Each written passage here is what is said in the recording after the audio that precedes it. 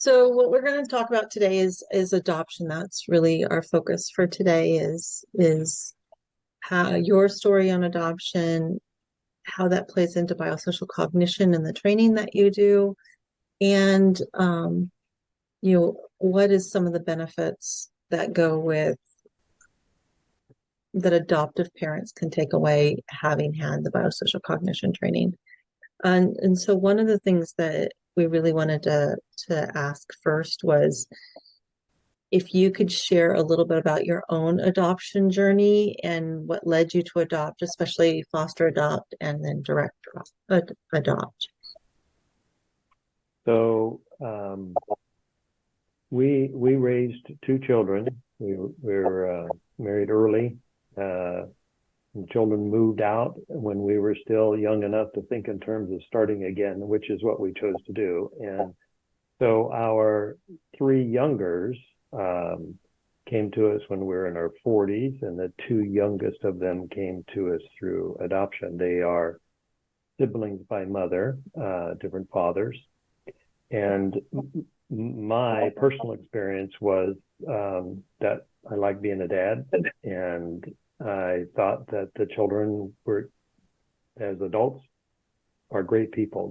They're productive. They get things done. They are self-sufficient. They're honest. They're responsible. They're great people. And so, of course, I assumed that I knew what I was doing.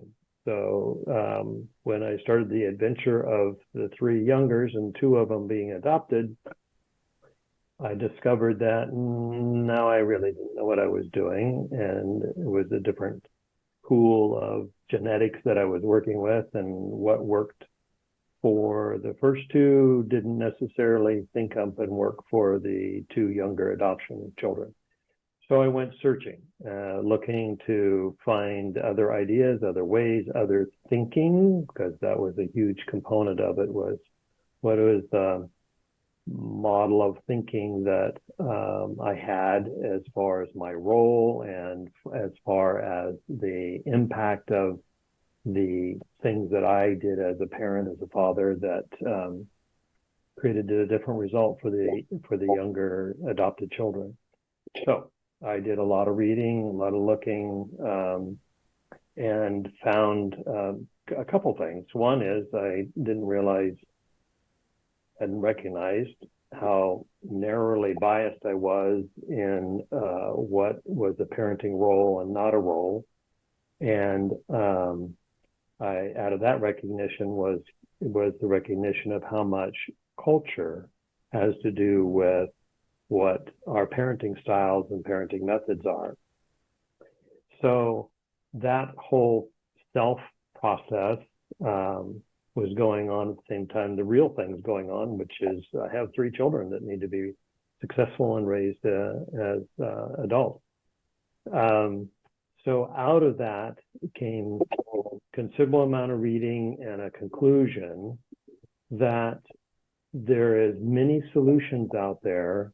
There's many recommendations, there's many techniques that are available, but they were really specific to the scenario. They weren't underlying. They weren't the basis that you would build a response off of. And so that led me to, okay, what is the basis and where is that? And biosocial cognition is a result of that personal experience and personal learning and personal thinking.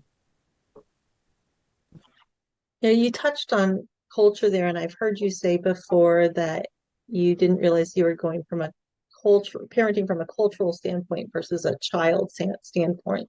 Can you get a little deeper into what are those two and what do they mean and what do they look like? For me, culture is something that represents my self-learning. I learned this. I am a product of my learning. The culture defines what's right, what's wrong, what should be, what shouldn't be, in all aspects of our interface with the world. And that represents one perspective. It doesn't represent the baseline. So from the children's standpoint, was they start off not having a cultural element in them. If they come to you young, and our two youngest children, two adopted children one came at birth and one came at 8 months. And so the learning, I think recognition is the better word. The recognition was that I needed to not start with my cultural conditioning, if you want to call it that, my cultural conditioning to respond to a particular behavior that's coming from my child, but I need to start from what the child is experiencing and who they are, and then figure out what works for them rather than what works for my culture for them. And so what that does is put a huge amount of demand upon me as dad to truly understand who they are as a person, as an individual, freestanding and separate.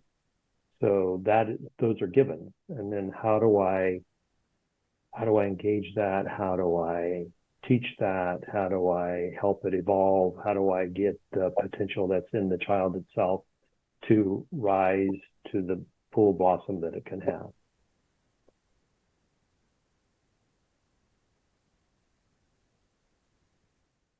Nope, we can't hear you. Sorry. So can you give a tangible example of, maybe some of the changes that you personally made in your own family dynamic to support your kids under this new understanding?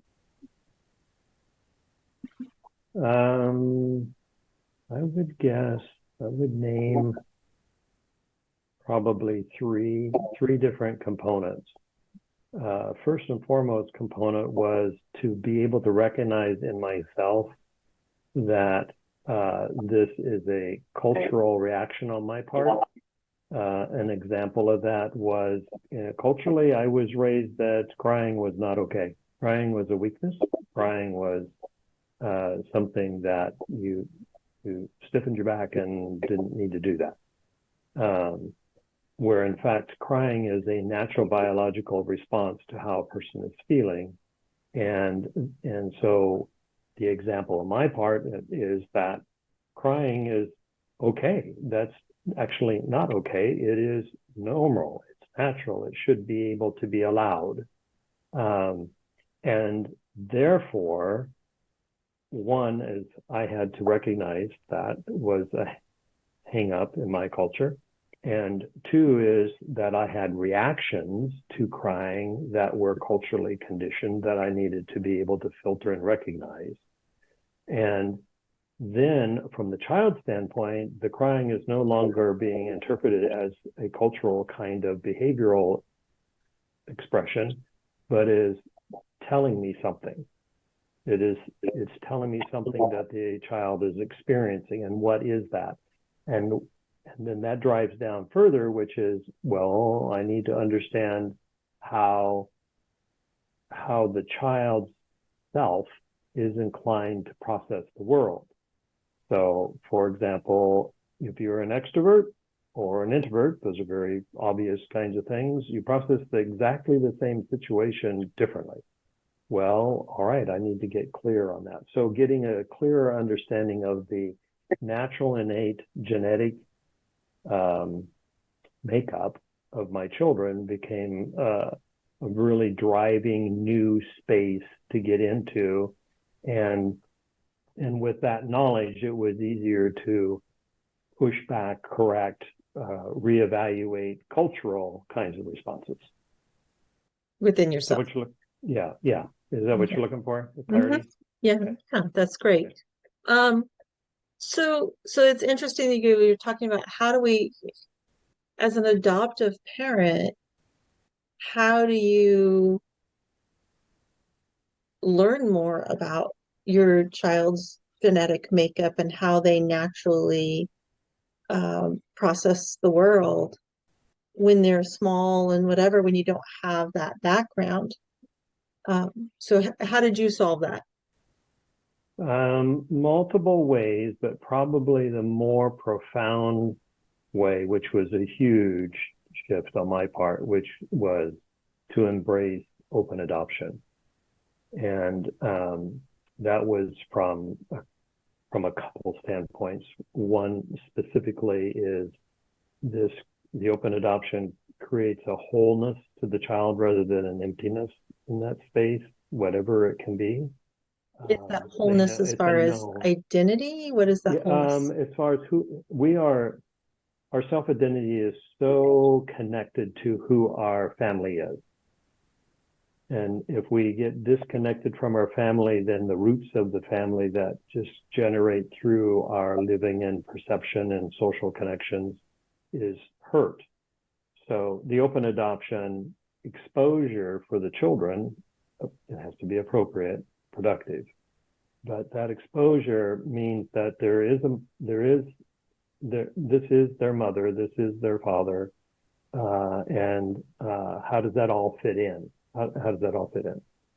The other part of the open adoption was the more I could learn about their mother and their father, the more clues I had for who my children were, because as an adult, a great deal of this is being expressed, where in a child it's not as expressed as much. So the big, huge shift for learning information was to embrace open adoption and figure out how to make that as productive and useful, investing into their future and investing in their particular awareness of how that works. It's got to be the truth. Can't be rose-colored glasses. It needs to be the truth, but it doesn't need to be ugly either. So it's balance, and it's case by case, situation by situation. So to learn, to get a clue, I think is a better way of saying it, to get a clue of the genetic disposition of the children, the better I knew the mother and father of each, the more clues I had for understanding what their individual behavior was. My perception is that open adoption can feel very scary. The idea of an open adoption can feel very scary. How valid is that? And do you have any insights on how to make that easier? For sure, absolutely, for sure, it can be scary. It's scary for multiple reasons. One, it's just totally new to most of us. First time we go through it, that particular relationship is just totally new, and how does it work? Two is, well, that's their father and I'm dad, and how does that work, and what's our roles and what's our boundaries, and what is acceptable and what isn't acceptable, and how do I convey communication to their father, and how do I hear the information that they convey to me. So all of that is just, for most of us, is just totally new, and any new experience has always got some sort of intimidation, scariness to it. The other one is that there is a messaging out there, I guess is the right word. There's a messaging out there that says that the parents of children that have been removed from their parents, there is some level of dysfunctionality, and we don't know how scary that is. Is that just because of lifestyles, or is that because of how they treat, or how they interface with society in general? So you just don't know how that's going to work. And I would say the last is that and when you adopt, you wrap your arms around this child and say, mine, I'm dad, mine. And to have the father come into the conversation, does that threaten how I perceive that? What's my role, and how does that threaten that particular part of it? In our particular case, this was easier for me to cope with, handle, figure out than it was for my wife. And so as a general statement, I handled most of the interface with the birth parents. which I think turned out good for kind of an unknown reason, which was there's only one channel of communication going on, so there isn't this. He said, she Tom said. his wife said, they heard, that kind of stuff. So it helped narrow that down, which is a good thing because there's so much opportunity for miscommunication between adoptive parents and birth parents because there's so much personal investment from the two different viewpoints. So in our particular case, I handled most of that. I, as much as possible, managed the scenario, the environment that we were going to be in so that there was the least amount of unknowns that were going to occur out of it. So the very fundamental component of that was that they were environments, situations that the children were familiar with. It wasn't an unknown kind of thing. And so in the very beginning, McDonald's was a safe place. And in those days, there was playgrounds. Now there's not very many playgrounds, but there was playgrounds they could play, and they came and run, and I and mother could sit and chat a little bit, but be interrupted, and it was a public place, so it was safe from that. McDonald's is a very known environmental, behavioral kind of thing, so it provided the birth parents with a very known condition. And as the relationship developed over the years, when they were in grade school, there was school programs. So then we could invite the mother or the father to participate and tag along. That one was most interesting because there was so much bias out in the world of I would use the word condemnation because this parent had not successfully raised this child to the point where they had to be taken away. And so and specifically, I can think of a couple instances at school programs where we invited the birth mother to come with us.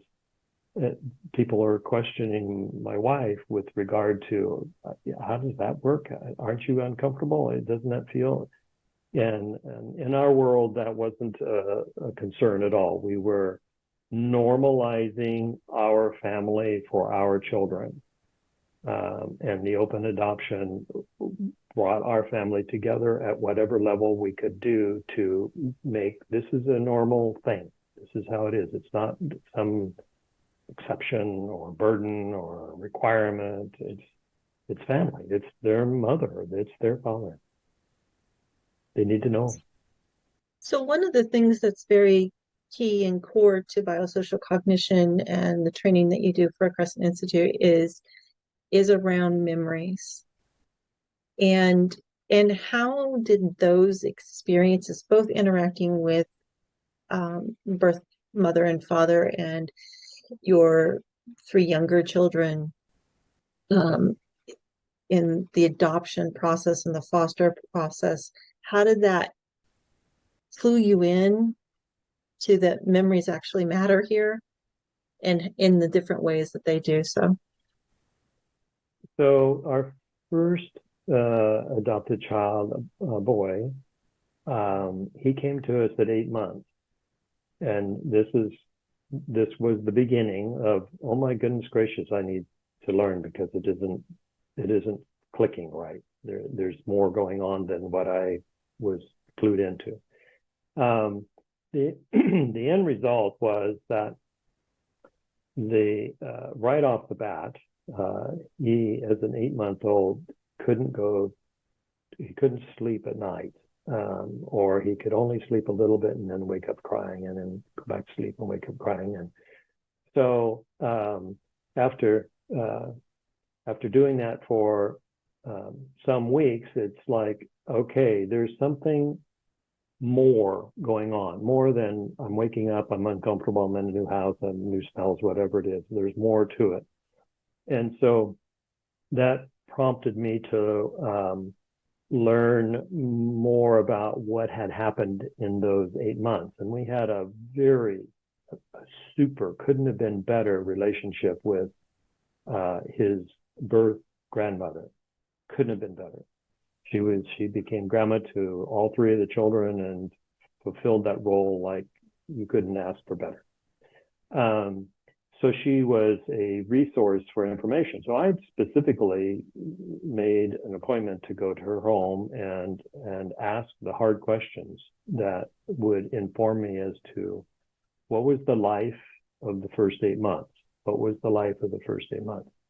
And out of that came all kinds of clues and also understanding that there's a reason why there is a natural reason why deep sleep was full of dreams.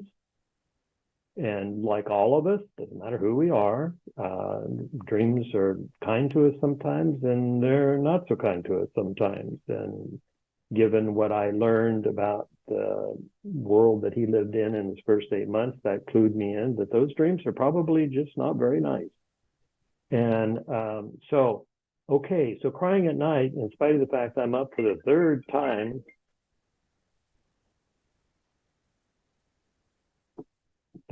tonight, holding my adopted son and rocking him back and forth and singing Old MacDonald. By the way, I can't sing with a hoot. I'm sure he went back to sleep simply to shut me up. But this was I could understand this was a comforting, this was getting past the experience of what the nightmare dream was and could settle back down again. And that this is going to be a process. It's going to be a process. Little bit later, I'm like a few months later, he couldn't go to sleep at all. So then I would get him up out of the crib and put him in the car seat and drive out and head north until I fell asleep driving, and then drive back, take him out of the car seat, put him in. I never woke up after he fell asleep. It was fine. But every night we got to do that. And I could do that now, not because that's what I needed to do, that was the obligation this child has a need. I could do that because this was providing an alternative experience to what he was experiencing from sleeping. And not going to sleep made sense. If you're going to go to sleep and have nightmares every time, why would you want to go to sleep, right? So it made sense. It made sense. So learning what those were, well, along the way, that brings forth the understanding that, well, those are memories. Those are memories. And well, then how do memories work? I mean, how do they work?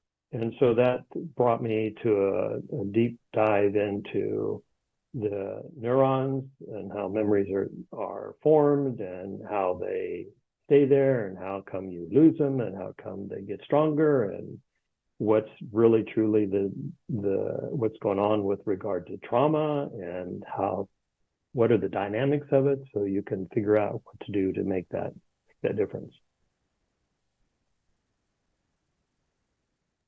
So at some point in your journey in learning and growing, you were asked to start training others on this information. How did that come about?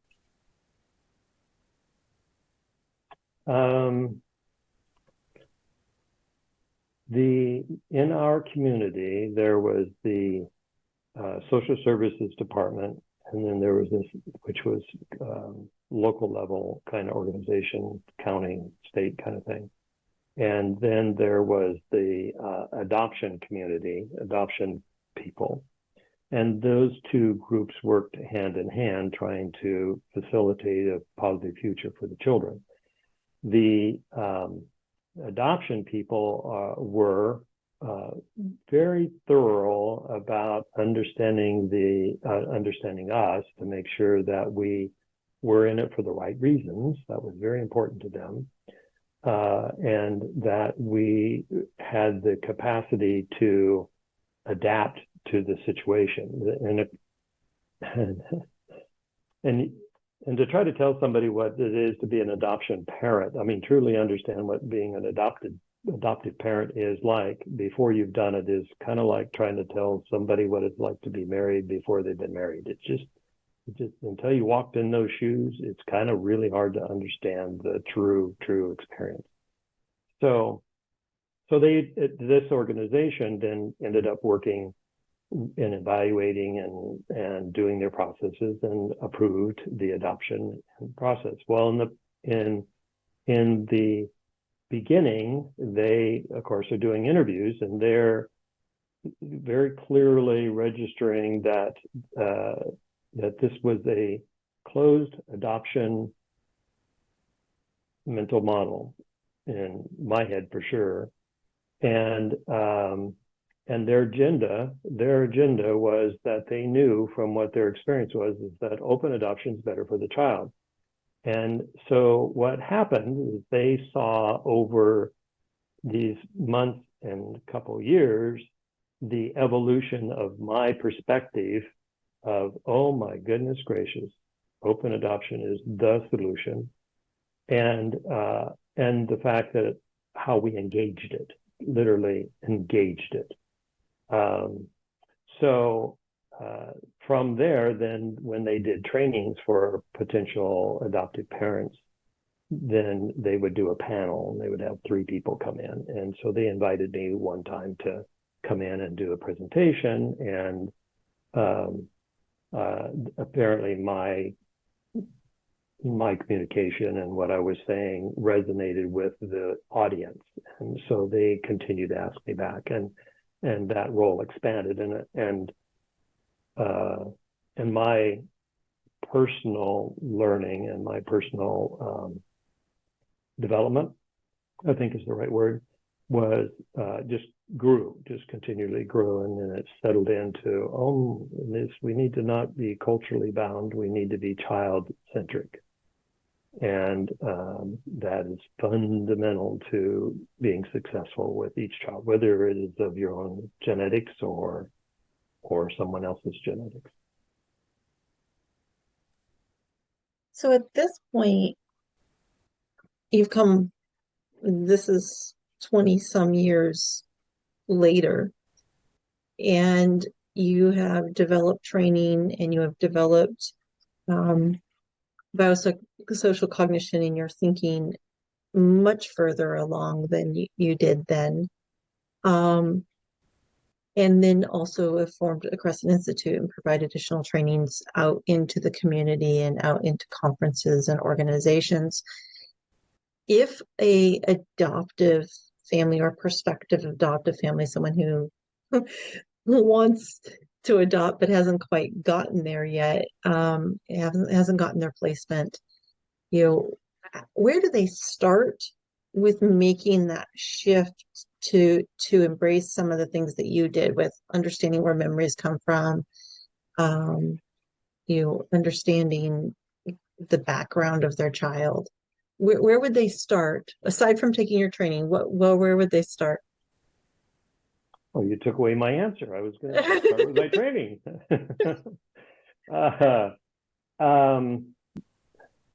The more you know, the better off you are, and the more diverse the learning is, the deeper of understanding a person will have. But in truth, I have not seen, and I've been doing it for a long time in many conferences, I have not seen a alternative training that speaks from the viewpoint of the adoptive parent. The trainings are about specific techniques, or they're about specific knowledge that's available, and all good. There's no question about it being good, but it doesn't speak from, I'm a parent and I have a huge responsibility and a tremendous caring in this, and I want to be successful. It doesn't speak from that point.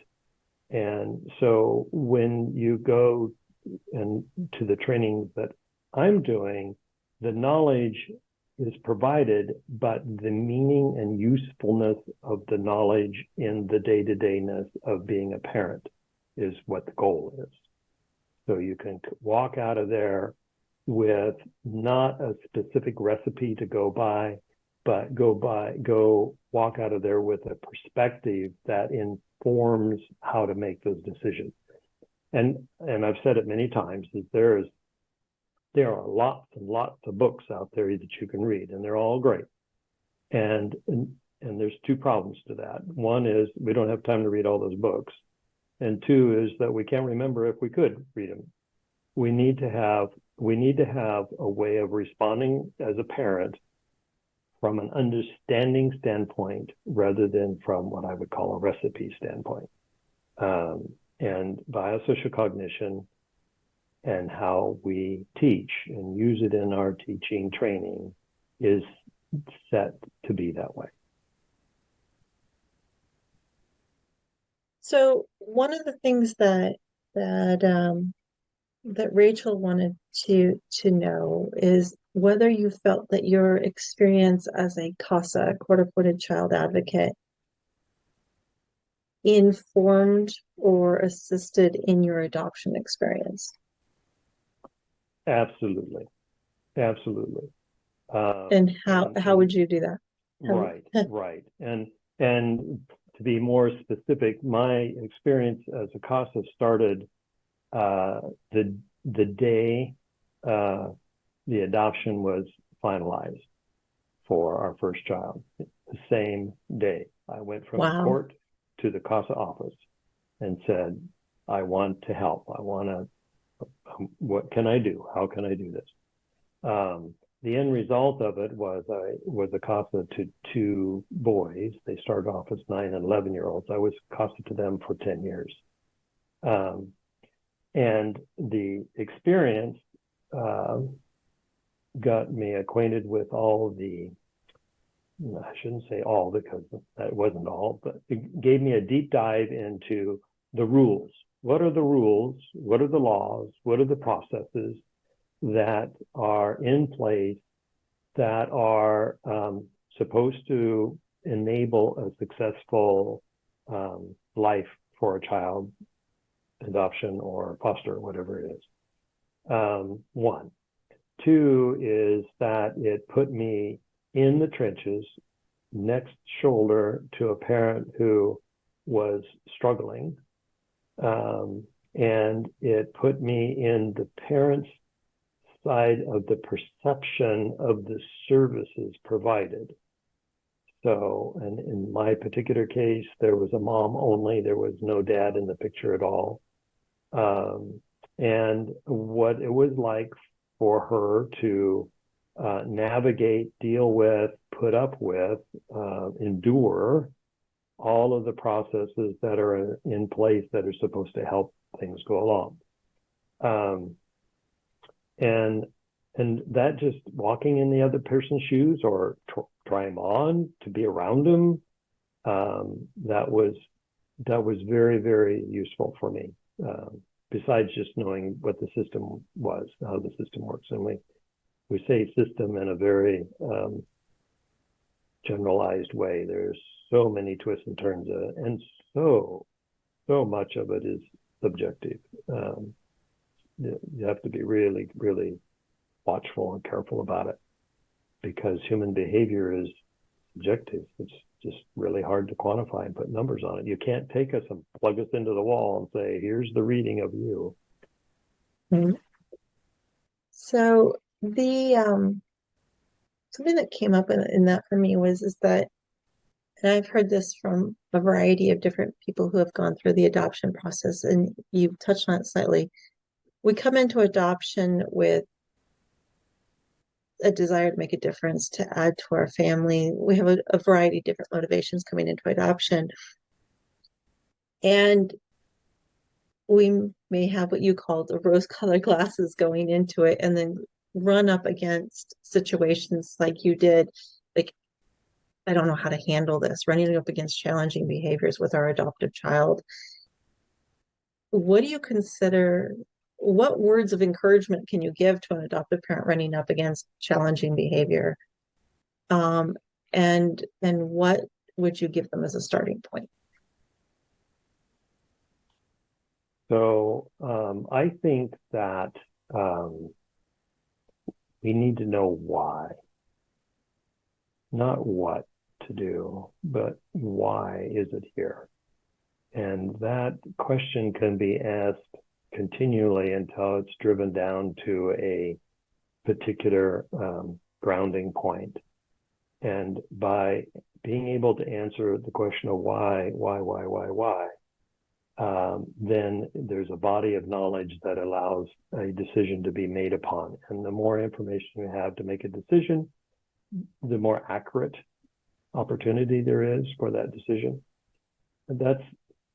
And so many times it's very, we ask and we get prescriptive or recipe-like kinds of answers rather than fundamentally what's going on underneath this. What is it? There are behaviors that are not correctable because there is a trauma piece that's in there, or there is a genetic disposition to be that way.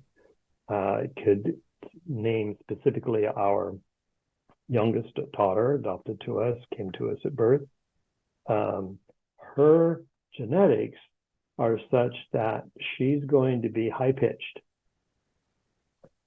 And her genetics are, she's also going to be much more inclined to react in an emotional fashion.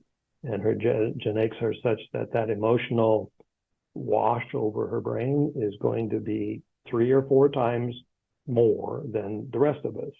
And so therefore, asking why is she behaving this way? Why is that behavior there? Why is it used? Why, until we get down to the bottom. Then we don't want to react to it. We want to understand it and then be able to respond to it, not react to it. So in her particular case, what it required on my part was get over it. That's a cultural thing on my part. Screeching Is that you getting over it? Yeah, me getting over it is this. I need Because to it get was a over my trigger for you? reaction to it and understand that no, this is normal, natural, biological. This is the way who she is, and therefore learn to parent within that particular setting. Learn to parent within that particular setting. So the asking why is really important. The other part of it is, and this would come with learning about memories and memory forming and behavior choices being based off of memories, is that parenting is a pragmatic process. It is not a fixed process. It's not an event process. It's pragmatic. It's day after day after day after day after day. And so the expectation to be able to fix something, which is wrong wording, but fix something now isn't realistic, it isn't productive, and it is hurtful many times. So the second part of it is that why, and adapt to the why. And 2 is that your response is pragmatic. What do we need to do with this? So in our youngest daughter's case, what kinds of tools can we give her so that she can be who she is and still be okay and functioning within the world as we have it? And generally speaking, people who are highly expressive, highly emotional, reactive, they kind of get isolated because it can be a little bit much, right?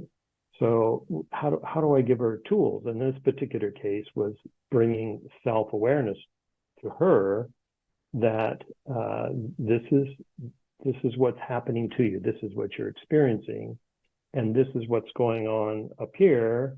And you need not this much time, you need this much time before you're ready to have a conversation. And that's what we did, but it was pragmatic. It isn't day 1, day 2, or week 3 or year 4. It's pragmatic. It has to happen. But it's founded on knowing why. Pragmatic. Why? Key to that is having a very clear understanding of how memories are formed and how they're used. And so, and a parent, from a parenting standpoint, we need to be conscious about being memory makers.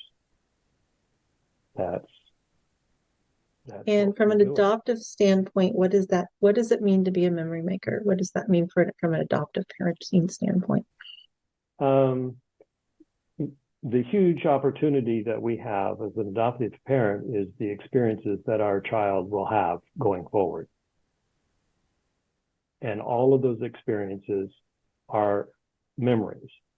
And as we can shape those experiences, not the preaching, but the experiences, then as we shape that, then we are making memories. We are literally, purposely wanting to create memories. And through the training from BioSocial Cognition, we learn how those memories are being used, and then that informs why being a memory maker is important. So I had two thoughts that came out of that. And so one is, can you give an example of being intentional in a positive way towards building memories? What's a good example that you could share? Is how can we as an adoptive parent create positive memories that our child can use in the future? Well, let's start with what's the goal. The goal is to develop an adult who has positive self-esteem and the tools to reach their potential. That's the goal, is that we're all going to become adults, at least body-wise. I don't know if our behavior will make it, but our bodies will get there, right? But that's really what we're doing. We're not raising a child, we're developing an adult. And so the end goal of all of these particular experiences need to thread into that goal. So a very specific example on my part is we did backpacking, we did RV, traveling, camping kinds of things.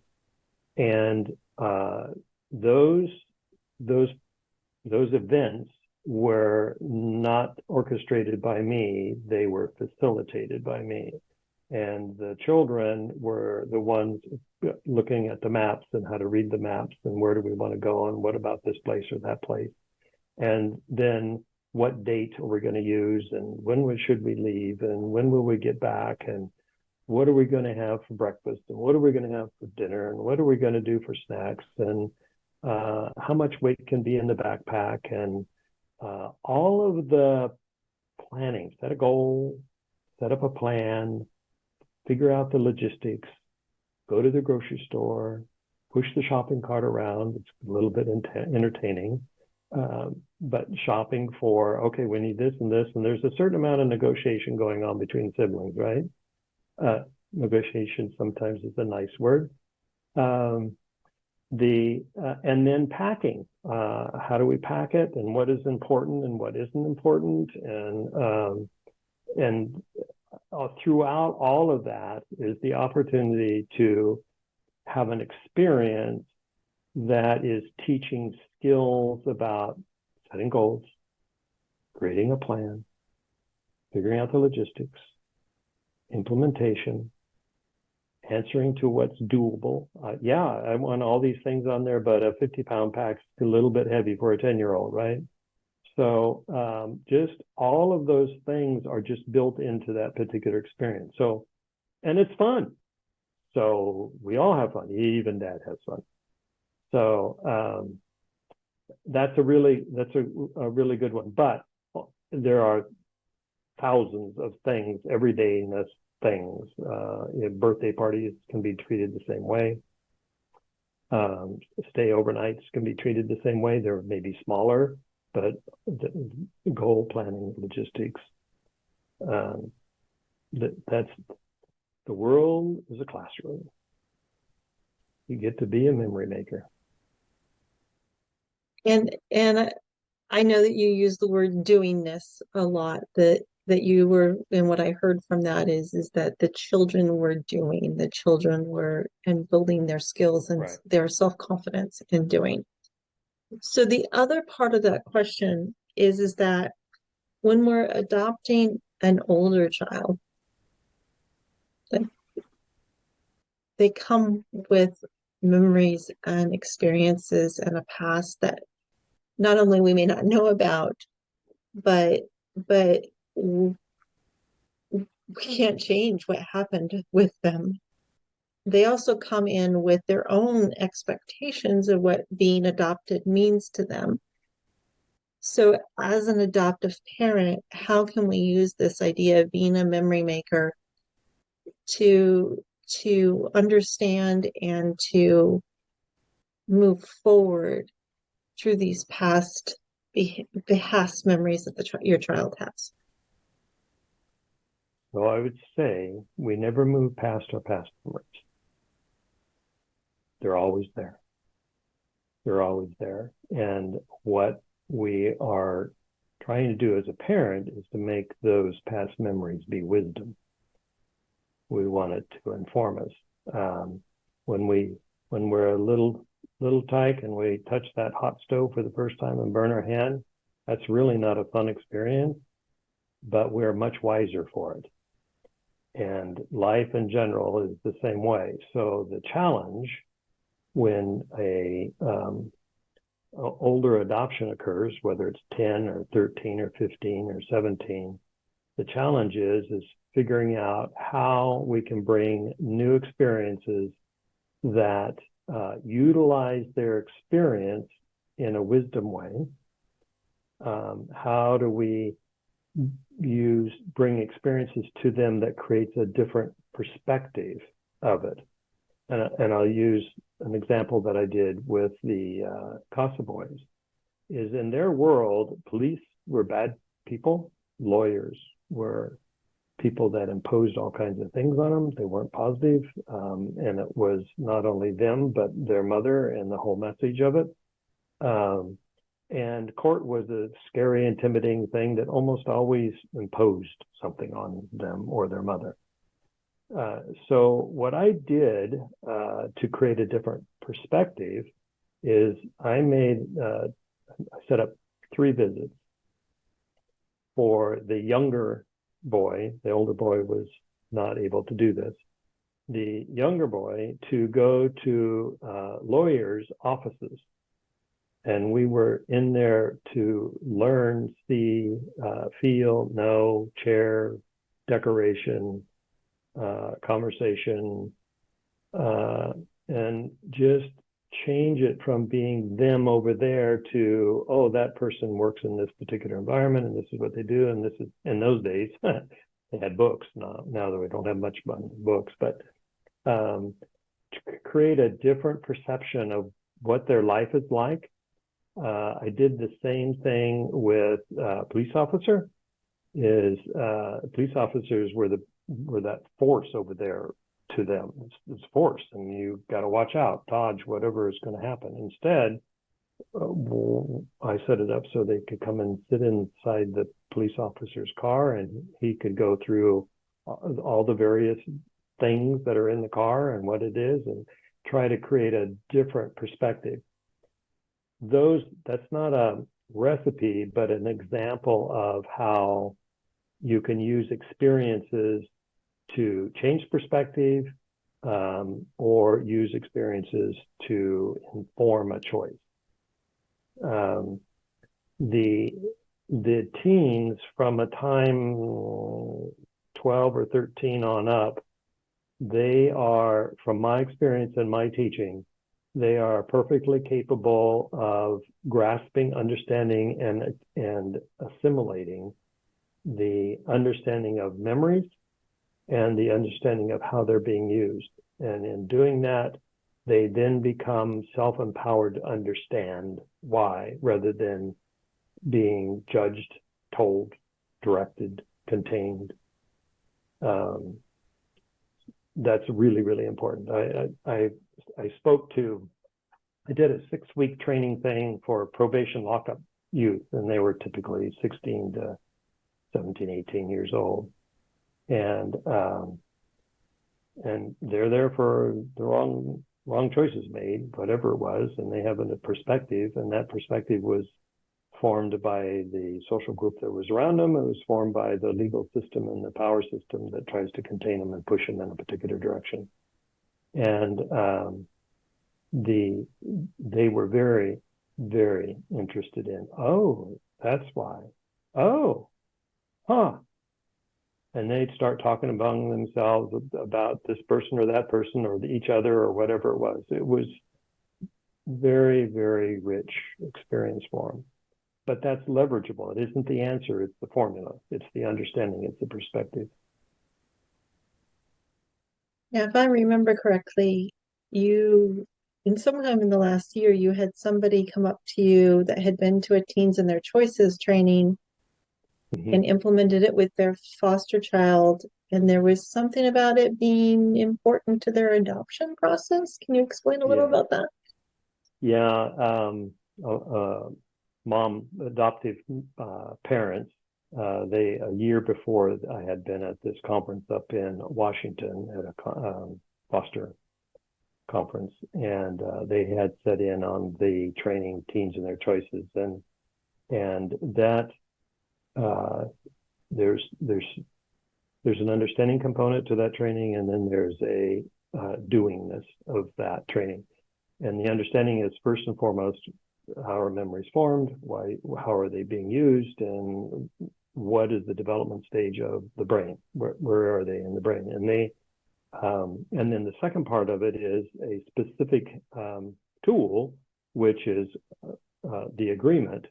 And the agreement process is a way of empowering the voice of the youth and creating a platform for the parent to guide that voice toward positive choices. The next year was there at the conference, and it was the very first day, and we're sitting in round tables with the introductory kind of conversations going on, and the lady was sitting in the table next to me, and she came over and says, I have to tell you, our son is going to go out on his own here shortly. He's going to be 18, he's going to go out on his own. And this past year, we have used your agreement method and the understanding of what it is, and it has made all the difference in the world for him. He's just been great. And of course, I was feeling somewhat humbled, but good too, that this was such a tangible response. But they had taken the information and integrated into their lifestyle, and then brought it to their teen adoptee and worked together using this knowledge, understanding, and using this methodology, so that the youth could become what they are. And she was so very pleased. Aren't all of us when we have a successful child? Huh? It is. Francis, do you have any additional questions that you'd like to ask on the topic of adoption and biosocial cognition? You're on mute. I think you ended up covering them all just by going in the circles. I think it was really informative and helpful. It's just been a neat to watch these programs come together and hear Tom speak about them. So I think we covered them today. Do you have any additional comments that you would have for a prospective adoptive family or for a family that is in the adoption parenting journey? Well, it's very much a learning experience, on-the-job learning. There's no question about it, and not to be afraid of that. That's okay. It's just fine. Nobody's perfect. There are so many opportunities. The human mind is so resilient. Many things can be achieved. The good old word of consistency is very, very, very important. And where you can get to the place where you are leveraging your knowledge about how memories are made and how they're used, it will make a huge difference. You're a memory maker and you're investing in an adult. Thank you.